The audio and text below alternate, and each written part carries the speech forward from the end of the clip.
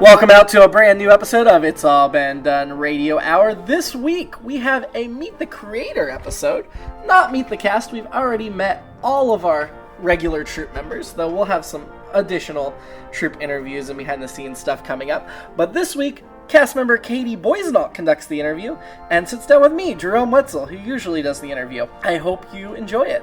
Before we get to that, we need to thank Circle 270 Media, who this podcast is a part of.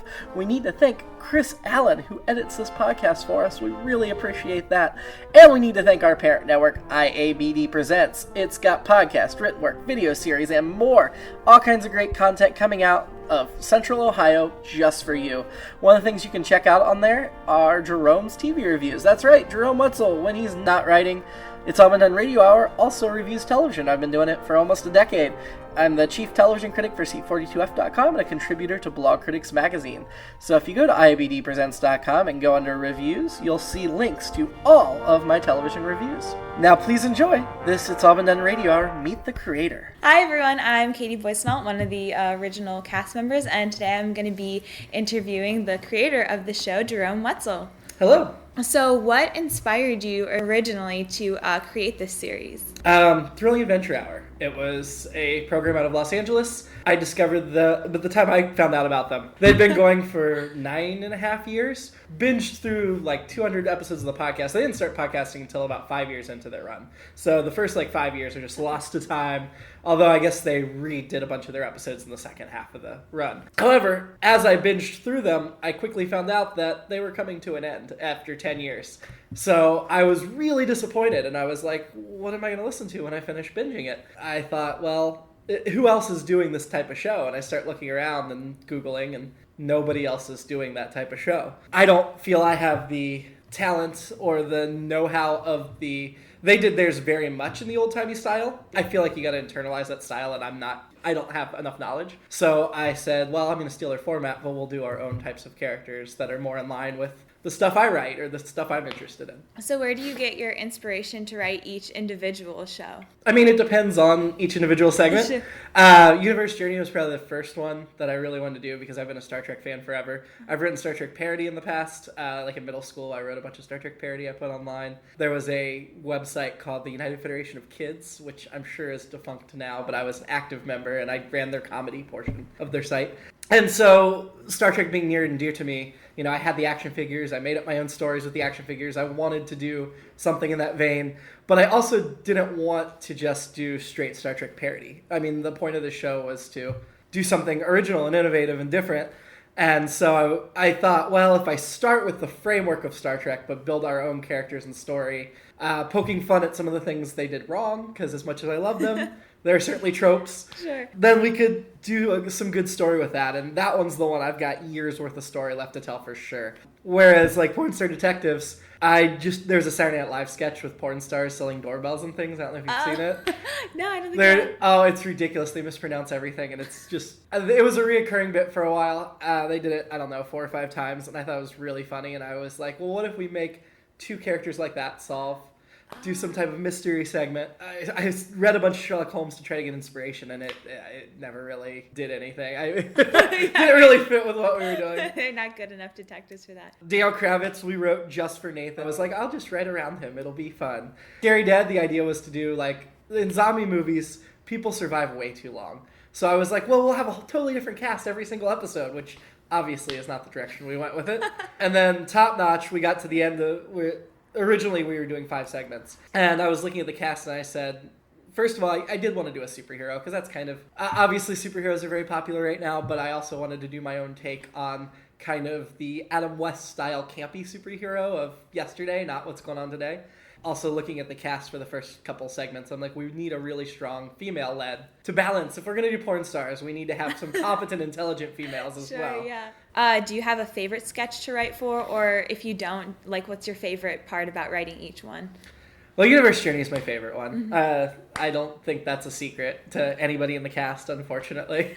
It's just natural. It's easy. Anytime I feel like we're getting too close to Star Trek, I purposely do the opposite just to drive it into its own way. That's by far the easiest one. Daniel Kravitz has struggled with because of that really unfolds like an arc. And so to make those arcs complete, 2 years You do 10, 12, 13 episodes over 2 years. It's hard to keep all of those pieces moving.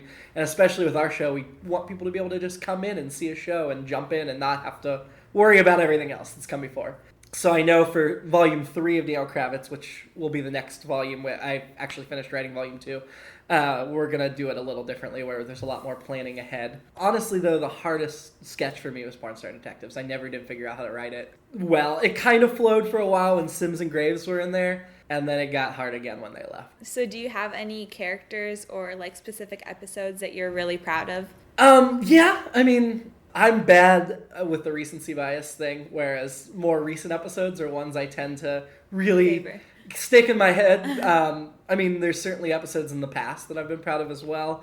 Our Universe Journey pilot, I'm proud that we worked so many Gary Marshall references in there. Yeah. I think there were like 80. There was a lot. It was ridiculous. It was awesome. I'd say the Top Notch Angler Christmas episode we did this year, which hasn't been released on the podcast feed yet, I was really proud of because I thought there were a lot of different characters that each had their own motivation, and they all kind of clashed kind of wonderfully, in my opinion. And I think sometimes with some of the segments, I'm guilty of dropping the ball on some of the characters. Tokolati was one we didn't do a lot with for a little bit. I know Doctor Who, Chase has said, we haven't done anything with Doctor Who. And I'm like, you're right. She's just there. It's not. But that episode, Top Notch, everything kind of came together really, really well. And then I actually was just editing our anniversary show from last year, which will have been released before this. But the Top Notch Angler we did for that with Hella, Zanny, and the Paul was really a lot of fun. So good. So how is the casting process, like the first time or every month? And like, what's it like seeing people like embodying the characters that you make? At this point, casting's gotten much harder than it used to be. Yeah. What was great when we were starting out, Nathan did not originally audition. Like I said, I wrote around him. And then Wendy I recruited because I was afraid of who we were going to put on stage with Nathan that could handle the way he is and not stick to the script. But other than Nick, and I'd met Sam like twice. I didn't know Sam very well at all. And then Amanda, of course. I really didn't know most of the people that auditioned. So that was great because I didn't have to look at their faces. A couple people sent pictures. I think Shane had a picture attached to his. I didn't know who they were or what they looked like, so it was very easy to just listen and decide. Now, every time I do casting, I really, really try to be objective, but at the same time, it's like, oh, there's that cast member that hasn't had a lot to do the last couple months. I really need to give them something because I feel like I'm friends with everybody in the cast now. Whether they all agree or not, I don't know. But we're at the point where even the ones I only see on show days, I still feel a friendship towards them and I want to be good to them, but I also want to serve the show. So it's difficult. It would be nice if I could get other people involved in the casting. The difficulty right now is, we don't have an office. We don't have a central location. So has anything like really surprised you while working on this show? The fact that we're almost 3 years in and we've lost very few people. Yeah. We lost 2 last year, but they both lasted 2 years, 2 full years, a little over. I mean, the fact that people drive from so far away, you come from 2 hours, Virgil flies in from Arizona, Caitlin was driving from the state of Delaware. Yeah. I mean, that kind of stuff floors me. And why everybody keeps coming back month after month, that's what surprises me the most. So have you had any really gratifying moments or like interactions with like fans or something that you want to share? I don't know that we really have many fans yet. I mean, the downloads keep going up, but I can't say anybody's really been writing in. So if you want to write in, Jerome at itsallbeendoneradiohour.com. I'd love to hear from our fans. So you do a whole bunch of things for the show, like we just talked about casting, and you write. And so what would you consider to be like your favorite part of the process? Well, I mean, selfishly, I really love the writing. That's my passion. Granted, that's me by myself in a room. We have had Nick's done a couple segments. Sam's written some commercials recently. There has been a little bit of input from others, but I like being able to just shut myself off and sit down and plan the stories and do that part of it. I really, really love show days, but there's not much for me to do here when we get to the theater. I think that's part of why I like it, is on show days, I used to have to try to run things, and I'm not a natural director. I'm not a natural manager. I don't like to be in charge of people. I like to be, everybody, let's be part of the group. And there have been times where this role has forced me to take a leadership role, which I think I've gotten better at, but it's still not my natural inclination. So show days are great because I just get to sit and watch you guys perform, which is always fun. I mean, the run through, I still try to take notes to give some positive contribution. I've toyed with guest starring a couple of times because I'd like to, but at the same time, I also really like just sitting back and being detached from it. So I know we already talked a little bit about writing. So what is your writing process like? It varies. I'm very much a stream of consciousness writer where a lot of times when I start the segment, I don't know where the segment is going. There was a particular Packer and Ratcliffe, I believe, that for 4 pages was just them kind of arguing about what they should do.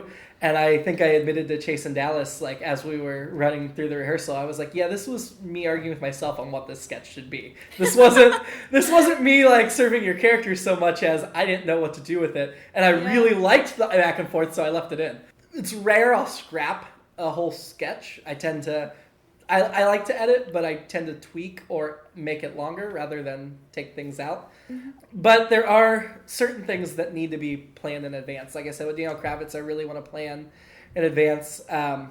With Universe Journey, we did that March to War 6-parter, which I had a general idea of how that was going to play out. It was supposed to be 5 parts, so I mapped it out. And then as I was at the end of part 4, I was like, I can't wrap this up in 1 and make it feel natural. It'll feel too rushed. So we gave it an extra episode to, I don't know, it worked out because it ended in the anniversary special, which was great. Yeah, I have some general plans in my head. Certain characters, I know where they're going, and I want to drop hints of that in early, but a lot of times it's sit down and write. Other than Packer and Ratcliffe, which, with the time travel, which seems like a great, fun idea, actually requires a lot of research on these episodes to make them accurate. I mean, the pizza episode last year where they went to see the first pizza. You know how much historical facts and actual places and people and names are in that. I don't want to do it lazy where I just make it all up. So that one's kind of a pain just because I have to research first. If you ever run out of ideas, how do you cope with that? I know you sort of talked about that a little bit already, but have you ever just hit a wall or? I mean, there are episodes that are harder to write than others. Yeah. There are certainly, with the speed of this production, I have written some episodes that if we were going slower, if I had more time, I probably should have tossed out and rewritten from page 1. Those happen occasionally. Sometimes those episodes end up being really good because the performers fix it. Our cast has a tendency when the scripts go to mediocre, which I fully admit they sometimes are, figuring out what's good in the mediocre and then punching it up. Dallas is really great at taking... I've gone to Dallas before and said, hey, this sketch is boring. I'm giving you this side character that doesn't do anything. Fix the sketch for me. And he has. Chase and Dallas and Nick always elevate Packer and Ratcliffe. The Packer and Ratcliffe episodes, I'm usually disappointed in myself with the writing, the result, and then I see them do it, and I'm like, okay, they're fine. The pizza one. The pizza one I thought was boring, and then I saw them perform, and I'm like, no, this one's really funny. Pretty good. Yeah. So I don't think it's hard to pump out a new one every month. What's hard is finding the time to pump out a new one. Yeah. I'm a quick writer. I can write the 80-minute show in 2.5, 3 hours tops. But with running the network and my day job and my baby and everything else, it's gotten really hard to get those 3 hours to sit down. Sure. And really, it's hard to write 4 in a row because you start to feel a little drained. I can write 1, maybe 2 segments at a time, but I try to write all 4 segments for the month on different days because they'll just be better if I take that break in between. So when you started this whole thing, what were you hoping to achieve? I was just hoping people would want to do it, honestly. We were lucky enough to get more auditions than we needed, so we could be kind of picky and pick good actors. But I fully expected the first... I told Nick over and over again as we were getting ready to launch, because we spent 6 months, more than 6 months in planning stages before the first show. And then another 6 months before the podcast, just to try to make sure all our ducks were in a row and we weren't rushing anything. I fully expected those first 6 months to be a mess. And on the technical end, they were. We had to re-record a few episodes. We kept having computer crashes. There are a couple podcasts out there that were recorded from a Zoom mic that don't sound great. We should re-record them someday. But for the most part, the technical thing was the only issue. But yeah, I'm honestly surprised at how well it's gone. Being in a theater downtown was something I never expected when we started the comic book shop. And finding a partner like MATLAB, who is just amazing. This is the perfect place for us to be. Oh, yeah. It's like an incredible partnership. Mm-hmm. So did you ever think it would be as successful as it is? And what do you hope for the future of this network? This is probably more successful than I imagined it from the beginning because I was trying very hard to keep my expectations low. I tend to let myself get ahead of myself and get too excited. So I was very much saying, if we can even just keep this going for a year, this would be great. Now, of course, I want it to be well known and I'd love if we had tons of people downloading it and we could go on a tour across the country or even the world and pay to take the cast on a couple big tour buses. And I know not everybody could do it because of jobs and school and such, but I'd be happy if we just did like New York City, DC, cities in the country at the end of 10 years. So like this format, like doing a radio show, is really cool and original, but if we ever did this sort of show in a different format, what would you want it to be? Or would you want it to ever be in a different format? I mean, I've toyed with taking Daniel Kravitz out of the radio program and doing it as recording it just in an empty theater because I worry about that one, how it works in front of the audience.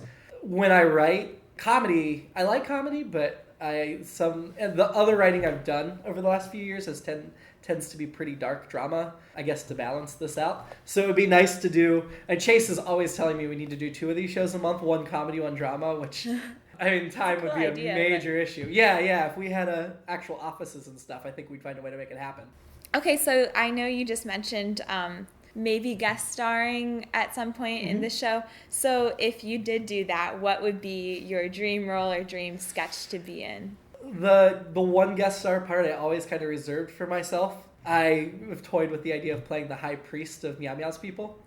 We're going to spend some time on his planet. Yeah. And that would be a reoccurring role, which is another reason for me not to do it. I think it would be kind of cool to play like the religious leader, especially because his planet's so religious. Do you have any tips or advice for someone who might want to start writing or making their own content? Write what you know and do it. So many people don't do it, or they'll agonize over one script and maybe they'll try to get one and then they won't follow through. I credit a lot of this program success. I credit a lot of this program's success on the cast themselves, obviously, because I think they're the reason it works. With an inferior cast, this show would have died by now. Another thing we do correctly, at least my contribution, I think, is having plenty of planning time ahead and always staying ahead on the timeline. If I was finishing up the script right before the rehearsal, I think we'd be in trouble. So if you want to do a show like this, I would say really stop, think, plan, and make sure you have enough in the bag before you launch. If you're going to do like just a scripted podcast, I would recommend recording your whole first season before you release anything. I know that's disappointing. I know our cast was getting really frustrated with me in month 3 or 4 when I refused to go ahead and launch the podcast, but I think it was the right decision in the end. And I think anytime you're trying to do a project like this, you need to set yourself up to be consistent if you want to bring the audience along with you. There's so much organizing that goes into it. How do you keep it all straight? There are weeks, especially these last couple, where I feel like I'm not keeping it all straight and I feel like I'm dropping the ball. I think it's really great that the show's formed a committee that will help with such things. And there have certainly been people step up and take charge of areas. Sam in social media, Shane with the technical stuff. Brendan, I don't even worry about the sound effects. Those are his thing. I'll put a few in the script, and I always tell him, you can add more than what's here. So delegation. I'm all for the delegation. So I know we already talked a little bit about, so we're part of the Roundtable now. What's it been like being a new member of that, and how did that happen? It happened that as we were moving into this 2018, we've been on for 2.5 years, going towards our 3rd anniversary, I was trying to think of how to help the show grow. And I didn't set out to create a theater troupe or join the theater community, which I already knew Columbus had a vibrant scene, but I didn't realize just how vibrant it was. Mm-hmm. We kind of backed our way into it. But now that we're here, I think we should participate and collaborate. Working with MATLAB's been a dream, so let's talk to some other theater companies and see what we can do with them. Not so that we can leave MATLAB. I want to stay here as long as possible. If we were selling out, I'd try to find a way to add extra shows at MATLAB. I wouldn't be looking to move. Yeah, it's more just there is a community. MATLAB's involved in Roundtable. Mm-hmm. I wanted to pull our weight. I've tried to pull our weight at MATLAB. We've given them some ensemble members. They've taken from our troupe. And we've borrowed a lot of their people for guest starring and doing things with them. And so more of those types of relationships of sharing actors, sharing talent, getting involved that way would be the goal. So how did you get the partnership with MATLAB to begin with? Accidentally. If you remember our 6th month at Pack Rat, the Christmas show, we had that room packed full. I think it was great we started there. I don't think we would have been ready to start at MATLAB. When we packed it in the 6th show, I was like, oh, we're going to need a bigger venue. And Nathan Haley, who had done a show at MATLAB years ago, was like, hey, you should reach out to MATLAB. And I was like, oh, no, they're a real theater. They've been around 20 years. They're not going to just let us come play there. So I did. I sent an email to Nikki Smith at MATLAB. And at that point, we'd been searching for, 6 weeks, 8 weeks. And so then Nikki, right when I was starting to get worried and just going to accept a classroom at OSU, even though I wasn't really happy with that arrangement, she stepped forward and said, hey, yeah, we'd love to have you. You're doing something totally in line with our sensibility. And we moved pretty quickly. I think we found out right before our February show, announced at our February show, and by March we were moved into MATLAB. So that's pretty quick. So I know we've been doing a lot of changes and revamping lately. So what are some of the changes you're most excited about that are happening? I think the fact that we're having a committee to talk about changes and revamping is extremely exciting. I think a program like this that's 2.5 years old, this is a real make or break moment for our company. It's something I've talked about with a number of the cast members, that if we stay stagnant, we are going to fall. We have to reinvest in ourselves and figure out what is going to make this exciting for us for another 2.5 years, hopefully a lot longer, but at least double what we've done. I'd be disappointed if we stopped before 10 years, honestly. I mean, I don't expect the whole cast to be here in 10 years, but I'd be really disappointed if we didn't make it 10 years. Adding the musical director last year, Kristin Green, I think was a huge boon. It was something I wanted from the beginning, and we just didn't have somebody that could do it. And the 2 mini musicals we've done with her, I think, have been great. I'm really looking forward to our full-length musical her and I are working on. I'm doing more of those once a year or so, because you don't want to push it too hard. Sure. Writing a musical is not quick and easy. So you've mentioned wanting to do this for a lot of years and loving to go on tour or even having an office. So do you think working towards having an office would be the next step, or what's next on your list for? Right now we're working on finding revenue. We've launched a patreon.com/IABD, and it's giving us a little bit of income, as well as the ticket sales, which are now covering our monthly operating costs. We haven't been losing money for a while, although we haven't been making that much. So now we're in talks to try to get some corporate sponsorship. Hopefully some of those pan out. Being able to rent office space and put myself and Samantha Stark on salary, because she's the other one that works on this stuff every day, just to try to find enough income stream to get some cheap, crummy office space for her and I and pay the 2 of us a living wage. Before we could pay ourselves, we do need to invest in marketing and promotion. So if we start getting some money right now, that's all going to go into trying to grow the show, marketing and promotion. And then hopefully that will spiral enough we can get the office and start with a couple employees. Do you have any new projects or side projects even outside of this that you're working on that you're pretty excited about? I mean, the whole network thing is the side project, I guess, which has become the overarching project. Yeah. I knew Radio Hour itself would probably not be profitable with the number of people involved. We'd have to make so much money to pay everybody. That Radio Hour, that's why we spun off the Entertainment Network, is let's do some programs with lower overhead and see if those can help pay for the company as a whole. We added some great programs, but we also lost a couple late last year. So I was getting a little down on it, but we just added 2 new podcasts in the last month as we record this. When this goes live, it'll have been a couple months, but 2 outside podcasts that we had nothing to do with producing that came on board. Squatch Smashers, which is a comedy. And then we got It's All Been Done, a Bare Naked Ladies podcast, which I'm like, you stole our title. It's all been done. But they didn't know. They didn't Google before they launched. And I was like, hey, you guys, we like Bare Naked Ladies, and clearly you have the title of our network in your name.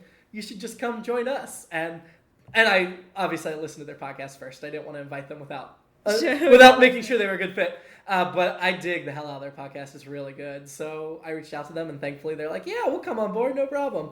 So hopefully more of those types of partnerships. And I tried to do some other things. We had the short story competition. I wrote a story for that. I submit scripts for OGP, which is another sister company that isn't officially MATLAB, but is a lot of the MATLAB people, run by Stephen Woosley. Awesome. And then I'm part of the MATLAB Ensemble, which is my attempt to try to give back to the theater that's, doing so much for us. Yeah. It's important to me to always keep in mind where you came from and who got you there. I very much think of this as a team effort. Everybody's expendable, even me. Somebody else could write this show. It would really hurt some of our league cast members to lose them that are vital, but the show would go on because we've got a deep bench. I think we have enough other cast members that even a couple of our MVPs, if we lost them, as sad as that would be, I think we could find other directions to take the show in. Even if we have to drop a segment or something, we'd be okay, you know?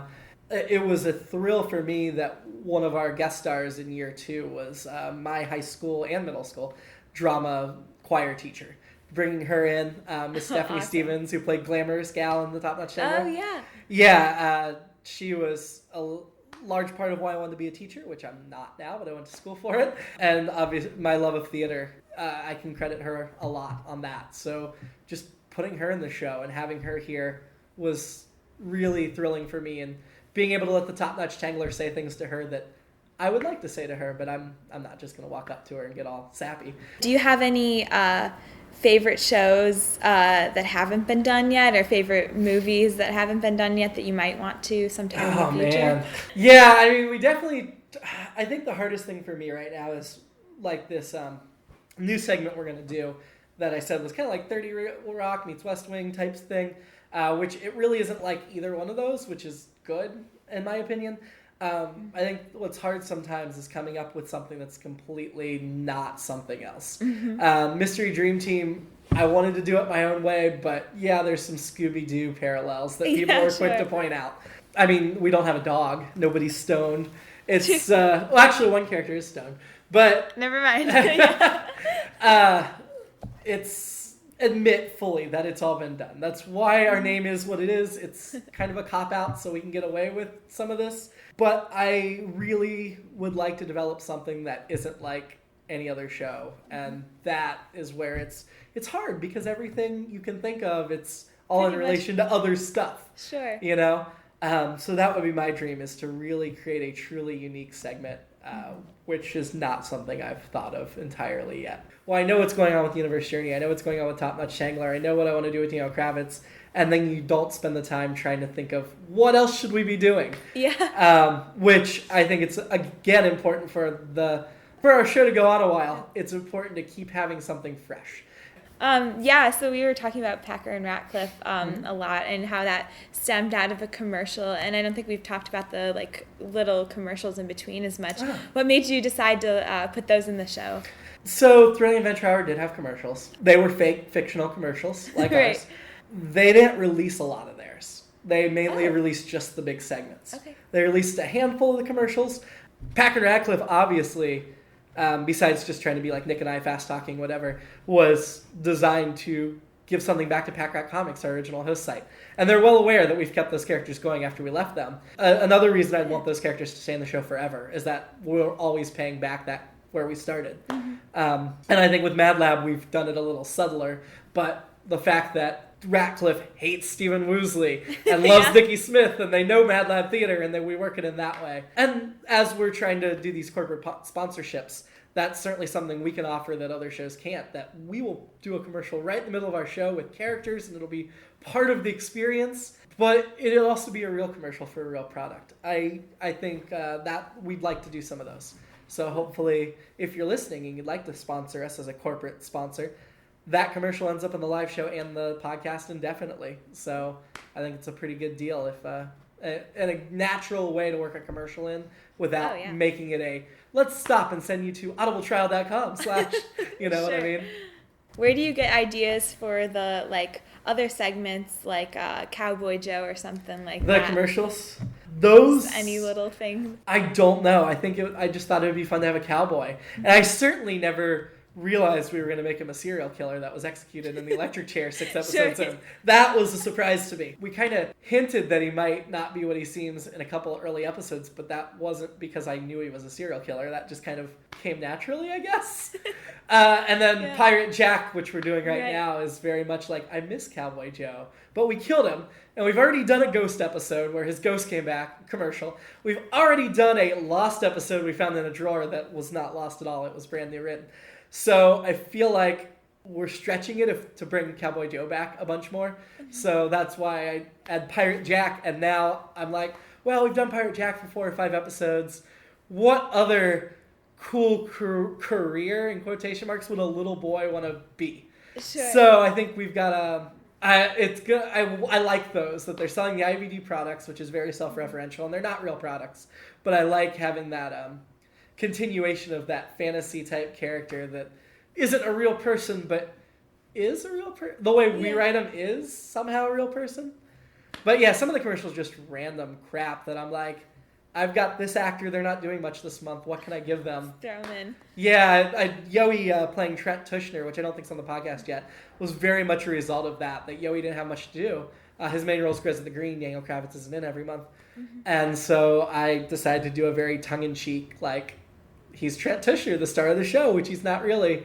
And just trying to give other actors the opportunity to go opposite him and do something similar where they play really nasty people.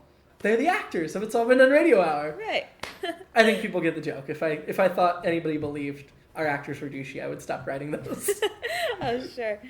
Do you think any of the other commercials would ever become full segments, or is that sort of something that probably wouldn't happen otherwise? It depends. Mm-hmm. We've already set up the alternate dimensions theory that explains our universe, where each segment's in its own dimension, except as we found out this spring, and this is kind of a spoiler for the podcast, but as we found out this spring in our Porn Star Detectives series ending miniseries, Porn Star Detectives 2019, they are actually in the same universe as the Scary Dead. Mm-hmm. And the Larry we saw in the Scary Dead was the Larry from Porn Star Detectives, which worked out because Scary Dead was always set in 2019, so Porn Stars was behind that, which was just not something I pre-planned from the beginning. I really thought they were their own dimensions, and then I realized those two actually worked together. Yeah. I mean, even when I put Larry in Scary Dad, I still didn't have them together because I'd be like, well, different dimensions, we can see different Larrys. And I want to see Larry in every segment at some point. Really? We put him in Universe Journey. He's like that character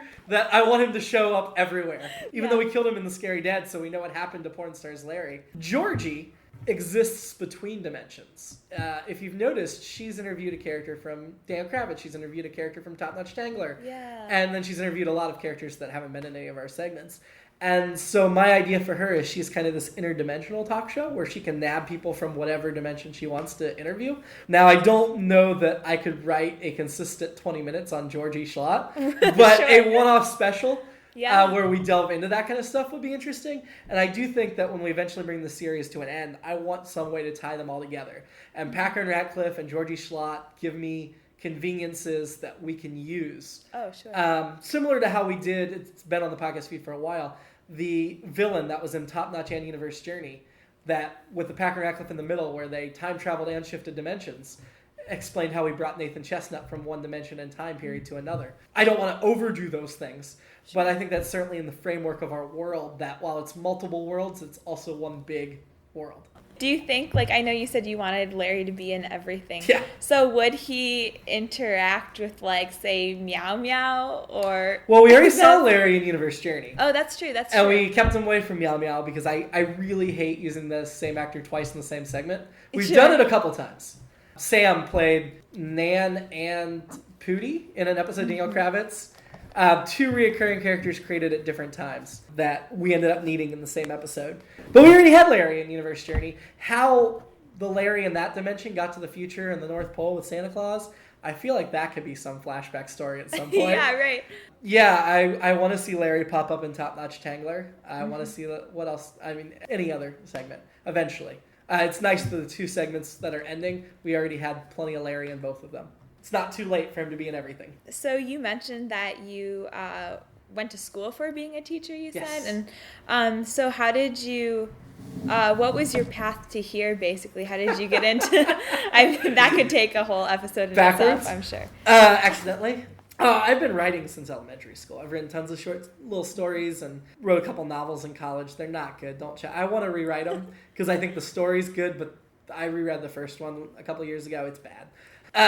But yeah, I wanted to be a writer. I still want to be a writer. And teaching was the other thing I liked. And part of what I liked about teaching was the creativity of writing your own lesson plans and coming up with your own... It's almost like coming up with your own stories. Yeah. But for a specific audience, you're relaying it to kids. And I did a lot of substitute teaching, and I was really good at that kind of thing. The only reason I'm not a teacher is I wanted to stay in Central Ohio, first of all. If I been willing to move to other states. There are other states that need teachers, but I wanted to stay in this area. I lived out of state for a couple of years. I missed this family and friends too much. I wanted to be back here. Mm-hmm. And when I got my teaching license, we were going through a big economic recession. Nobody around here was hiring. The district I was subbing in, which knew all the principals, had plenty of connections, didn't hire teachers for like 4 years straight. It was a really bad timing on my part that there just wasn't anything available. And then by the time things started to become available again, the economic recession has changed the industry so much. I don't know that I even really would want to be a teacher right now in this area or anywhere in this country, because we treat our teachers terribly, and we really need to fix that. That also means when I was just subbing, I thought, as somebody that wanted to write, as a teacher, part of the draw of that was I'll work really, really hard during the school year, these long, long weeks, because I can't work 40 hours a week. I work more than that. I worked 3 jobs through college. It's not something I can turn off and just sit around. So my summers were going to be my writing months. Obviously that didn't work out, but even with my day job, I was like, I need to write. I need to find some outlet. And that's where this kind of came about. Is I had been doing television reviews. I still am I've been doing television reviews for almost a decade, but that's writing about other people's work. That's not nearly as satisfying as writing your own stories. So, although I've given some bad reviews to some shows before, even though I try to be one of the nice reviewers, so I assume that will come back to bite me in the butt someday of somebody writing a terrible review about my writing, and I will probably deserve it. But so is there anything else like you want to catch before we... I don't think so. Just check out It's All Been Done Radio Hour. It's allbeendoneradiohour.com. Mm-hmm. Subscribe, rate and review us on iTunes. Check out our parent network, IABD Presents. And if you like this stuff, seriously, please just go to patreon.com/IABD. Mm-hmm. If every one of our people that regularly download this show just gave us like $2 a month, we'd have a nice start to start doing promotion and advertising. So if you guys could, think about paying 99 cents or $1.99. You get like 4 or 5 of these episodes every month, plus commercials. I feel like that's a pretty good bargain. If you want to give us more, we've got some great prizes. The $10 a month level, we got all kinds of good stuff. So it doesn't take that much to get, up there. All right. Well, thanks for listening. As you said, please download our content and come see our shows. Thank you, Katie. Yeah, thank you.